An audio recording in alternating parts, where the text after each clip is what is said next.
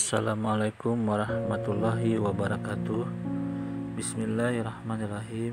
Alhamdulillah wa syukurillah wala haula wala quwata illa billahil aliyil azim. Amma ba'd. Saudara-saudaraku kaum muslimin rahimakumullah. Kembali di sini analisa media akan mereview dari perdebatan antara sang debater atau Parudi dengan Ustadz Nandar di ruang Geraha Mu'alaf ya.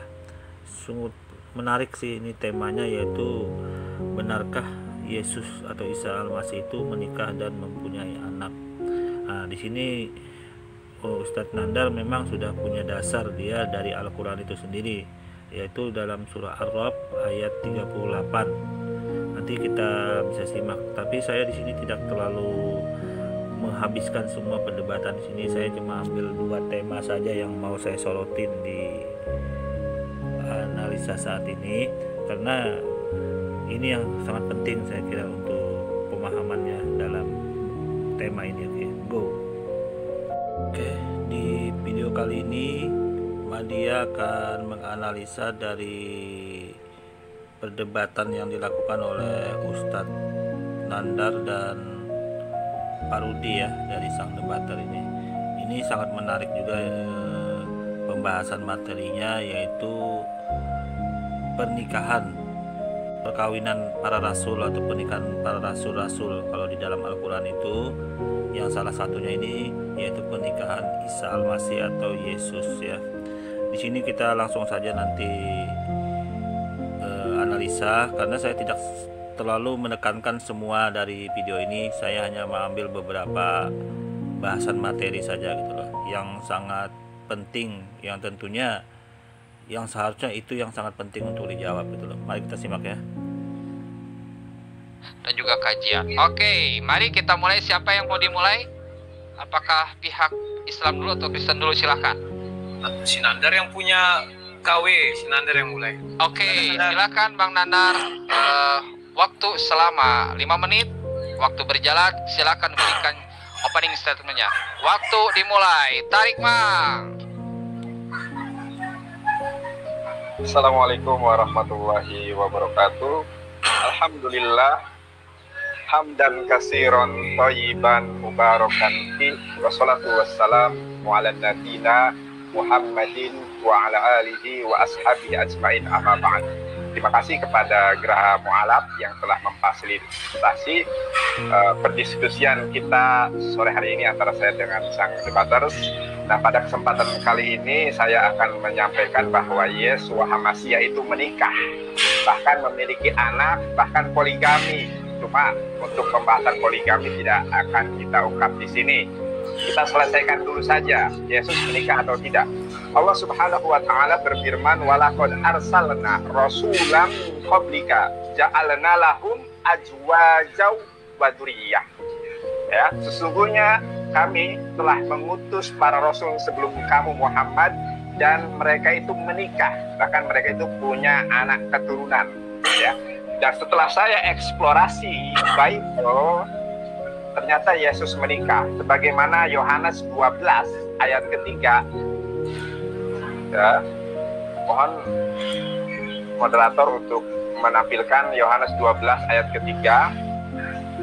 Oke, di sini kita tanggapin dulu ya. Nah, dengan dasar dari ayat Al-Quran ini yang menjelaskan bahwa rasul-rasul sebelum Nabi Muhammad itu diutus juga sudah ada rasul-rasul yang diutus yang mempunyai para istri dan anak gitu loh. Jadi dengan dasar inilah makanya dikaji, kemudian dikorelasikan ke dalam Bible itu sendiri maupun saksi-saksi sejarah yang berkenaan dengan peristiwa masalah pernikahan Yesus itu sendiri gitu loh. Itu yang perlu dasarnya, yang jelas ada Al-Qur'annya yang menjelaskan bahwa para istri-istri para rasul gitu loh sebelum Nabi Muhammad itu datang. Jadi yang jelas ada dasarnya gitu loh. Hanya saja tinggal pengkajian nama dan anaknya tersebut yang belum bisa dijawab atau disebutkan di dalam Al-Quran, karena memang Al-Quran bicara secara umum mengenai peristiwa-peristiwa yang terjadi pada masa lampau itu untuk menjelaskan kepada umat Islam itu sendiri. Kita lanjut dulu. Di mana di situ ya seorang perempuan,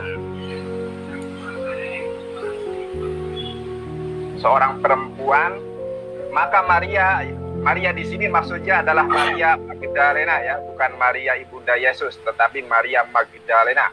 Maka Maria mengambil setengah kati minyak nawarestu murni yang mahal harganya, lalu meminyaki kaki Yesus dan menyekanya dengan rambutnya, dan bau minyak semerbak. Sebentar ya, aduh. Sebentar, maaf ya. Teman-teman jangan telepon dulu ya. Sampai mana tadi? Ya, Maria mengambil minyak, oke ya. Mengambil minyak dan meminyaki Yesus dengan minyak yang sangat mahal, yaitu minyak nawarestu. Sekarang tampilkan Lukas 7 ayat 38. Lukas 7 ayat ke-38. Lukas 7 ayat ke-38. Bentar ya guys. Nah, sambil menangis, ia pergi berdiri di belakang Yesus dekat kakinya. Ia membasahi kakinya itu dengan air matanya dan menyekanya dengan rambutnya. Kemudian ia mencium kakinya dan meminyakinya dengan minyak yang wangi itu, yaitu minyak nawarestu. Nah, tradisi Islam, hukum Islam dengan hukum Torah itu sama. Ya, interaksi antara perempuan dan laki-laki itu benar-benar dijaga. Untuk apa? Untuk menghindari pernikahan.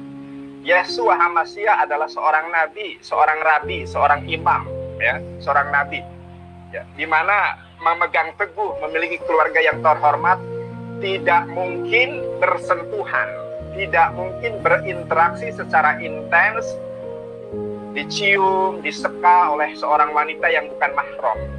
Dan kalau kita melihat di dalam tradisi Yahudi, ya, tidak mungkin seorang itu meminyaki kecuali dengan orang yang ada hubungan, yaitu hubungan pernikahan.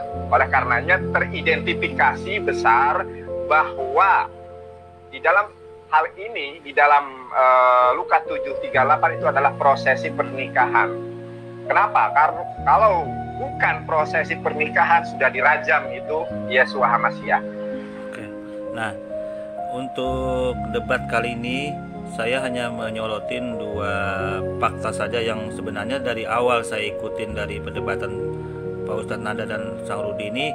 Pak Rudi tidak ada sama sekali menjawab atau mengcounter masalah yang Yesus tersebut diminyaki, diciumi kakinya, diusap pakai rambut. Nah, itu peristiwa seperti itu apakah boleh gitu loh, seseorang yang bukan muhrim melakukan seperti itu? Apalagi Yesus sendiri itu kan tokoh agama pada masa itu, tokoh bangsa Yahudi yang sangat kental sekali keagamaannya, terutama tidak boleh tersentuh seorang perempuan yang bukan muhrim. Nah, ini tidak sama sekali tidak di counter atau dijawab oleh Pak Rudi gitu loh. Ini yang saya soroti dari awal. Tapi karena kalau hal-hal lain, hal-hal pendukung, fakta-fakta pendukung yang lain saya nggak terlalu mementingkan. Yang penting dua hal ini yang terkait, yang terkorelasi pada dua ajaran sebenarnya yang perlu dirangkumkan, yang perlu diselesaikan. Masalah perjinahan atau indikasi perjinahan ini, apakah ini terjadi, kok bisa gitu loh. Kalau memang dia bukan istrinya, berarti kan itu suatu perbuatan zina. Karena dalam perbuatan zina menurut ajaran Kristen itu dengan memandang saja dengan penuh nafsu itu berzina. Nah, ini yang perlu diluruskan sebenarnya dalam kasus seperti ini. Oleh karena itu, ini yang mau saya angkat hanya dua topik ini. Tapi kita lanjutkan dulu ya untuk menghabiskan dari argumen kedua orang sang debater dan Nandar, Ustadz Nandar. Ya, jadi ini kalau kita eksplorasi, kita bandingkan Yohanes 12 ayat 3, Lukas 7 ayat 38 itu adalah prosesi pernikahan, bukan prosesi pertobatan. Karena di dalam adat Keyahudian tidak ada prosesi pertobatan, harus dicium, mencium, kemudian meminyaki dengan lawan jenis, tidak. Saya yakin Yeshua HaMashiach tahu betul tentang hukum Torah, bagaimana interaksi laki-laki dan perempuan. dari perspektif Al-Quran, Islam maupun perspektif Bible dalam hal ini, Yesus sudah menikah. Wallahu a'lam bishawab. Demikian opening statement saya, tidak panjang lebar, hanya itu saja.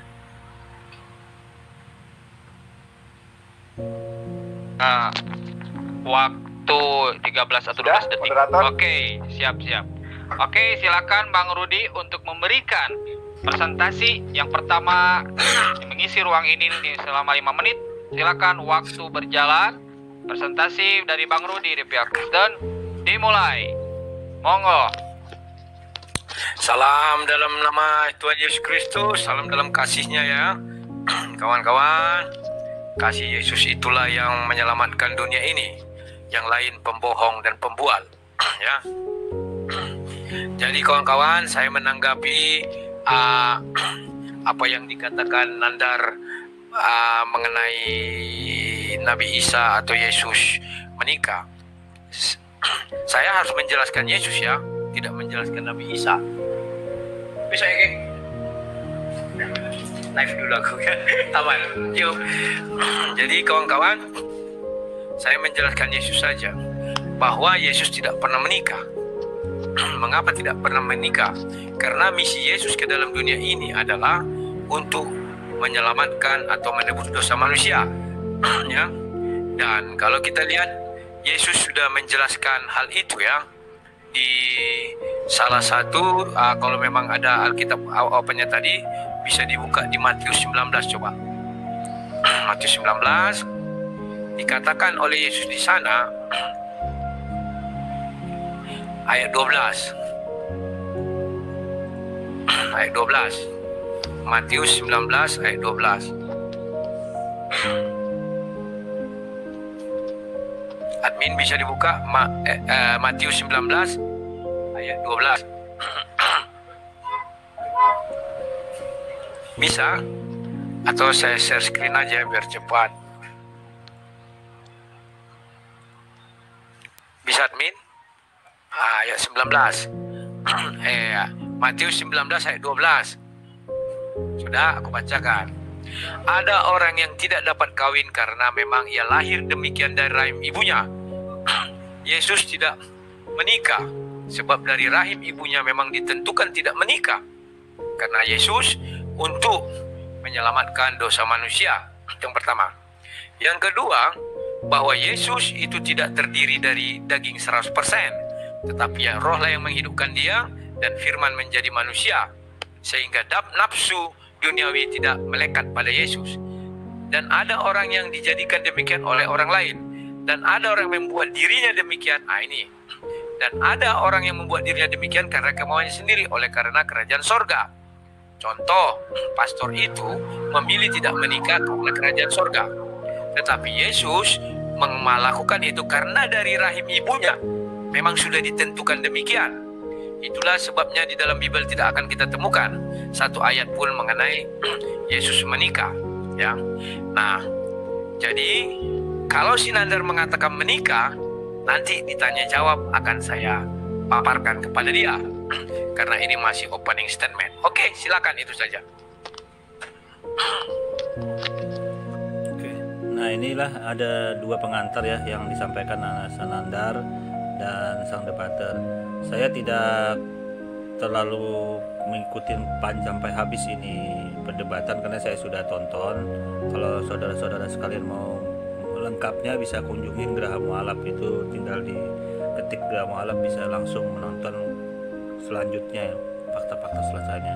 Akan tetapi hanya dua yang saya sorot karena dua ini belum terjawab gitu loh. Yang pertama, bagaimana reaksinya atau apa tanggapannya sang debater itu mengenai peristiwa seorang perempuan yang menciumi kaki, yang meminyakin itu, yang mengurapin itu, bagaimana itu gitu loh. Kok seorang yang bukan muhrim bisa menyentuh laki-laki yang bukan muhrimnya gitu loh. Itu yang jadi masalah. Padahal di bangsa Yahudi itu, apalagi Yesus itu sebagai tokoh orang Yahudi yang disegani, yang dihormati, kok bisa sampai mau disentuh oleh seorang perempuan yang berdosa itu gitu loh. Itu yang perlu jadi sorotan. Tapi di dalam diskusi berdebat kali ini ternyata tidak ada satupun, Anda bisa silakan nonton nanti, tidak ada satupun yang terjawab masalah ini dari mulut sang debater, dari Pak Rudi. Saya sangat sesali ini, padahal itu ini yang sangat urgen kan, yang sangat penting kan di sini. Berarti ada dua pertanyaan orang menyebutnya gitu loh, ada dua pemikiran. Berarti Yesus itu menikah atau Yesus membiarkan dirinya disentuh perempuan yang bukan muhrim gitu loh.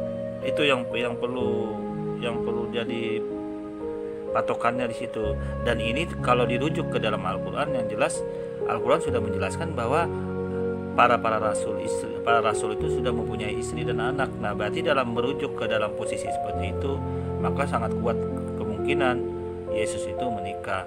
Dan ini apabila dikorelasikan ke bukti-bukti setelahnya, bukti-bukti tambahan yang termasuk disebutkan itu penemuan-penemuan yang di Eropa sana, yang masalah-masalah hal-hal yang tentang Yesus itu sendiri, itu tambah lagi dukungannya gitu. Tapi kita tidak merujuk ke sana, kita hanya membahas dua masalah ini saja gitu loh. Mari kita simak ayat pendukungnya dulu di Al-Quran yang menjadi dasar pacuannya gitu.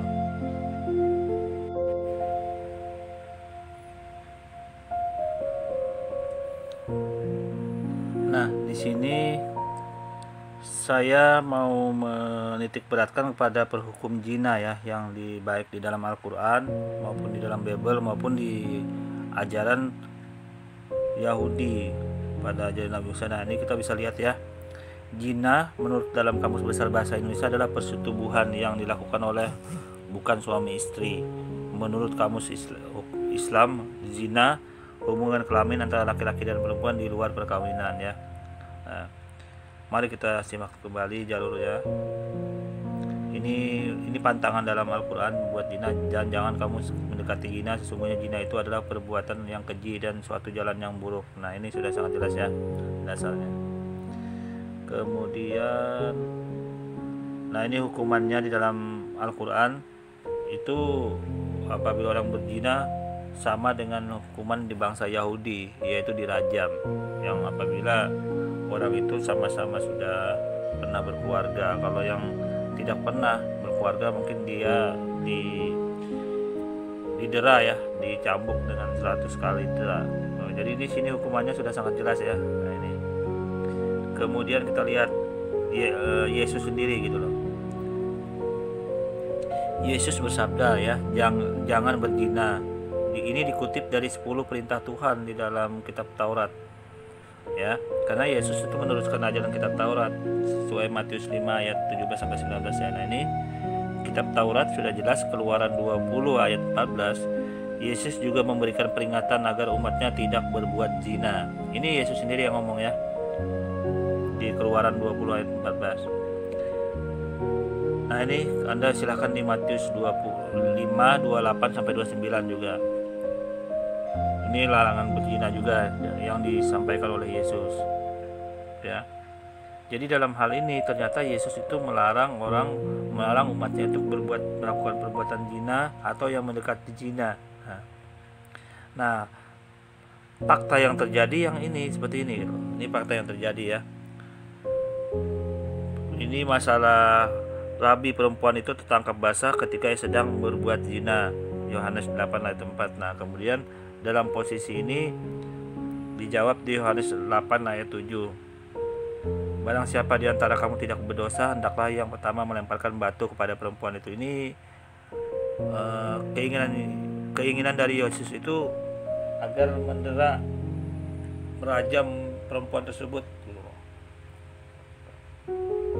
Yang akhirnya tidak ada yang mau merajam, itu akhirnya dilepaskan oleh Yesus karena memang perempuan tersebut tidak ada saksinya yang dibawakan oleh kaum Yahudi pada saat itu.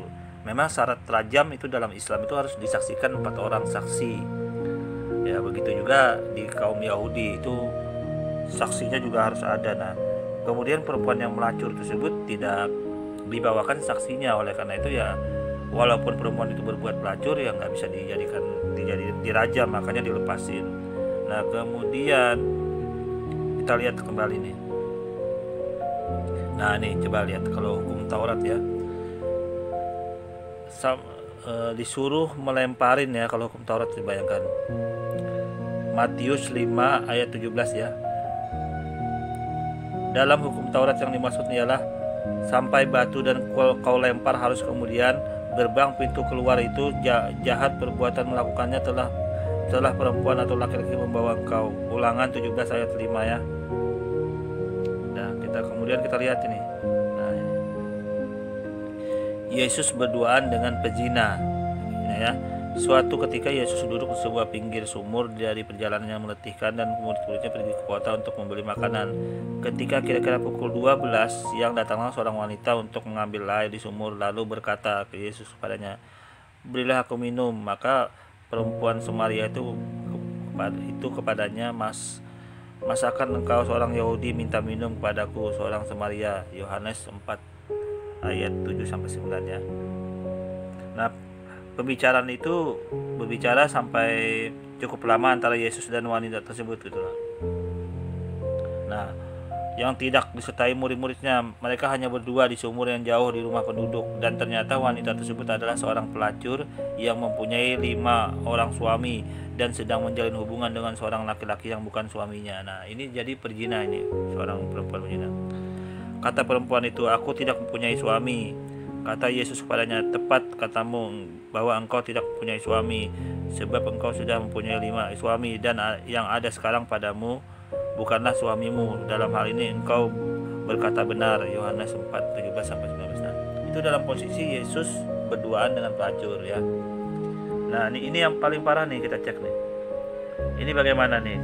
Ini tidak ada jawaban sama sekali dari sang debater menyikapi ini tadi gitu loh, dalam diskusinya. Seorang Farisi memandang Yesus untuk datang makanan ke rumahnya.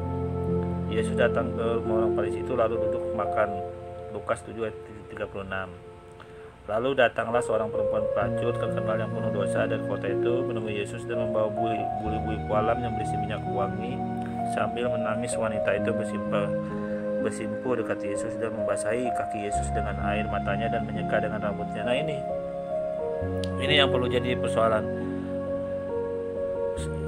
Ini kan bukan muhrim Yesus itu sendiri gitu loh. Apalagi dia dikenal dengan katanya seorang pelacur.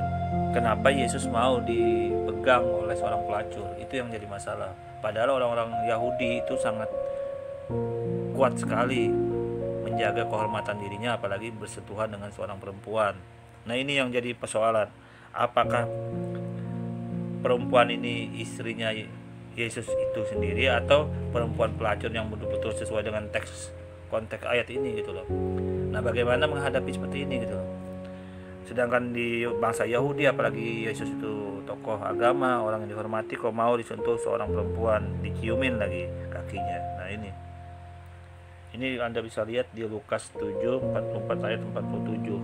Nah, jadi dasar inilah yang membuat sangat kuat sekali argumen Nandar yang menjelaskan bahwa memang indikasi perempuan tersebut istrinya Yesus itu sangat kuat. Karena kalau bukan istri Yesus, maka padahal Yesus sendiri melarang berbuat perzina, mendekati perzinahan dilarang, bahkan memandang wajahnya pun itu tidak boleh. Sedangkan itu terjadi pada diri Yesus sendiri gitu loh. Itu yang jadi masalah gitu loh. Oleh karena itu kuat dugaan bahwa memang istrinya Yesus itu sendiri gitu. Ya, mari kita lanjut dulu. Nah, coba ya. Pada dalil kedua, membiarkan seorang yang tertangkap basah berbuat zina. Nah, yang semestinya Yesus harus menghukumnya. Nah, tapi mungkin kalau itu karena tidak ada saksi, mungkin itu masih bisa dimaklumin. Nah, yang pada dalil yang ketiga ya, Yesus memberikan contoh yang sangat tidak baik, yaitu berduaan dengan seorang perempuan pelacur. Padahal Yesus sebelumnya bersabda untuk memandang saja jangan sampai dilakukan dan harus mencungkil matanya.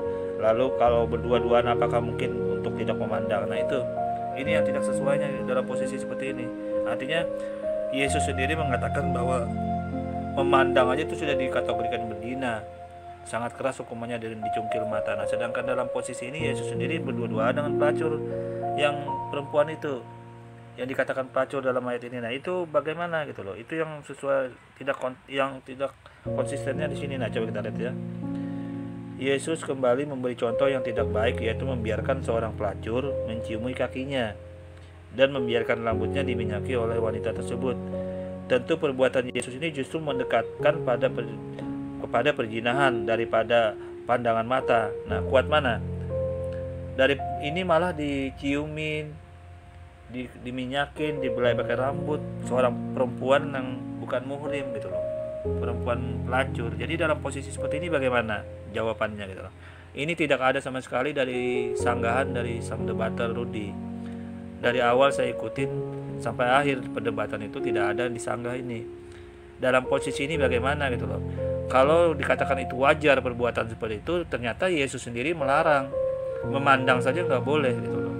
Nah, memandang perempuan itu nggak boleh dikategorikan zina, dicungkil mata, apalagi sudah berdekatan, diciumin, diminyakin. Nah, ini dalam posisi ini yang terjadi kontradiksinya seperti itu gitu. Saya kira ini yang jawaban kami untuk menangkis segala macam tuduhan-tuduhan yang mengatakan bahwa itu tidak benar. Nah, kemudian mari kita rujuk dulu ke dalil Al-Qur'annya ya. Oke. Nah, ini dasarnya ya yang diambil dari Al-Qur'an mengenai sebelum Nabi Muhammad SAW datang diutus, sudah ada rasul-rasul sebelum Nabi Muhammad itu diutus. Nah, ini dalilnya dalam surah Araf ayat 38 ya. Dan sungguh kami telah mengutus beberapa rasul kepada engkau Muhammad, dan kami berikan kepada mereka istri-istri dan keturunan. Ya, kami telah mengutus beberapa rasul sebelum engkau Muhammad, dan kami berikan kepada mereka istri-istri dan keturunan. Tidak ada hak bagi seorang rasul mendatangkan suatu bukti mukjizat melainkan dengan izin Allah untuk setiap masa ada kitab tertentu. Nah, dalam posisi ini yang dipersoalkan oleh umat terjemahan katanya kami telah mengutus beberapa rasul, artinya katanya tidak semua. Nah, disinilah dia ketidakpahaman mengenai arti rasul dan nabi. Dia tidak memahami arti rasul dan nabi di dalam Islam. Nabi dan rasul itu pasti nabi. Kalau nabi belum tentu rasul. Nah, nabi adalah orang yang diberi wahyu, yang diberikan firman Allah, tetapi dia tidak wajib, tidak disuruh, diwajibkan untuk menyebarkan kepada orang lain, kepada umatnya. Itu nabi. Tapi kalau rasul adalah orang yang diberikan wahyu, kitab yang kemudian wajib untuk menyebarkan agama itu ke umatnya. Nah, dalam posisi ini kan sudah bisa dibidik siapa rasul, siapa nabi. Nah, di sini kan dikatakan beberapa, memang nggak banyak, namanya rasul nggak banyak. Nabi Musa itu rasul karena dia menerima wahyu dari Allah dan mempunyai kitab dan disuruh menyebarkan agama. Ya, kitabnya Taurat, disebarkan ke bangsa Yahudi. Nah, kemudian rasul yang kedua yaitu Nabi Isa atau Yesus itu diberikan menerima wahyu dari Allah, kemudian meneruskan Taurat dan diberi kitab Injil dan wajib menyebarkan. Jadi beberapa itu paling 1-2 aja dalam posisi ini namanya rasul yang sebelum Nabi Muhammad. Jadi dibedain. Jadi nabi dan rasul di dalam Islam itu berbeda. Kalau rasul pasti nabi. Kalau nabi belum tentu rasul. Nah, itu bedanya. Kemudian kita cek tafsir Kementerian Agama ya masalah ayat ini. Nah, ini coba. Dalam ayat ini Allah menjelaskan bahwa dia telah mengutus rasul-rasul sebelum Nabi Muhammad dan mereka beristri dan berketurunan. Nah, dari dasar inilah bahwa Nabi Isa atau Yesus itu beristri dan berketurunan gitu. Akan tetapi nama istri dan anaknya itu enggak dijelaskan di Al-Qur'an.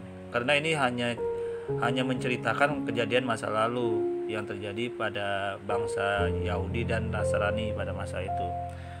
Kita lihat tafsir yang lain ya, tafsir yang lain.